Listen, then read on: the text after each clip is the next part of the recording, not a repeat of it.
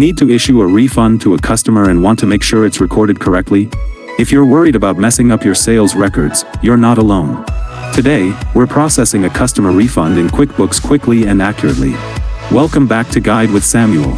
Let's break it down. A refund is not a void or a deletion, it's a separate transaction that records the return of money to your customer, ensuring your books accurately reflect the reversal of the sale.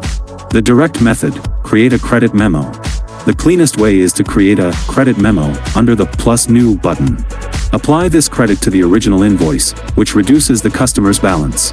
You can then issue a refund check or credit card refund for the amount of the credit. The quick method: refund receipt. For an immediate refund, you can use refund receipt. This transaction records the refund directly against the customer's account and specifies how the refund was paid: check, credit card, etc. And that leads to my crucial pro tip: always link the refund to the customer and original invoice.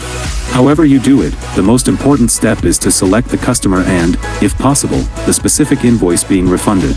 This creates a clear audit trail, maintains accurate customer balances, and ensures your sales reports are correct. So, just like that, you can handle returns professionally while keeping your books perfectly in sync. A proper refund process goes a long way in maintaining good customer relations and accurate finances.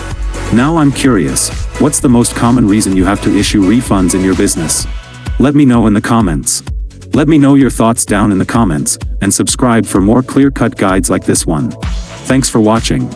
I'm Samuel, and I'll see you in the next video.